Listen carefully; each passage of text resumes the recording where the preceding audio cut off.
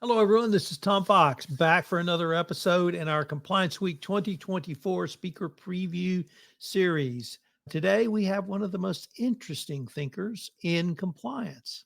And I say that as an equally interesting thinker. Let's see what we can come up with. Jonathan Rusch. Jonathan, first of all, welcome and thank you so much for taking the time to visit with me today.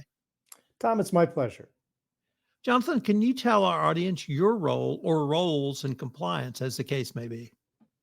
As director of the Anti-Corruption Law Program at American University's Washington College of Law, I teach courses that focus on financial crimes issues such as anti-corruption, but also on the broader range of financial crimes compliance.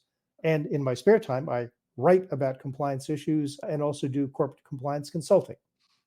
So, could you give us a teaser of your presentation at Compliance Week 2024? Sure, happy to do that.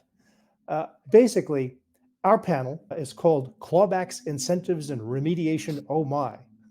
The oh my is probably appropriate given the range of changes that have been occurring, especially in the last couple of years, with regard to not just general decision making by companies about executive compensation, but how regulatory action, starting all the way back with Sarbanes-Oxley in the early 2000s, but continuing up to the present, has continued to be a growing concern from a compliance standpoint for corporations of all types.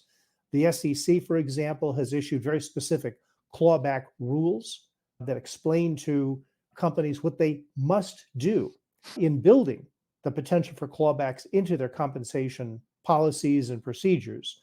And in addition, the US Department of Justice has been taking some fairly bold steps in emphasizing what it considers to be key concerns with regard to corporations needing to use clawbacks and as part of their policies and guidance for corporations generally have, especially within the last year, been emphasizing the importance of having clawback actually used as a means of helping to reduce companies' potential financial liability when it comes to potential sanctions for various violations of law that the Justice Department oversees.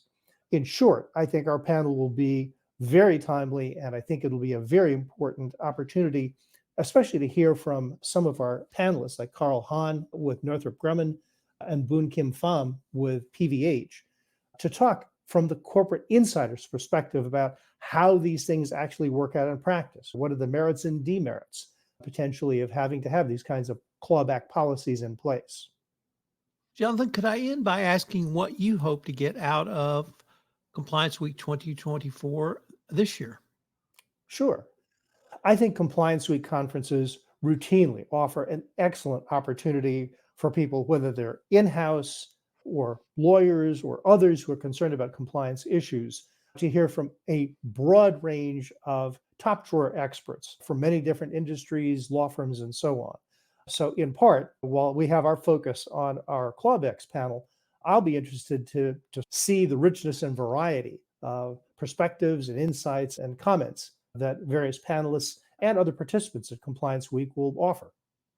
Jonathan, I'm very excited for your presentation, and I hope we can catch up now next month at Compliance Week 2024.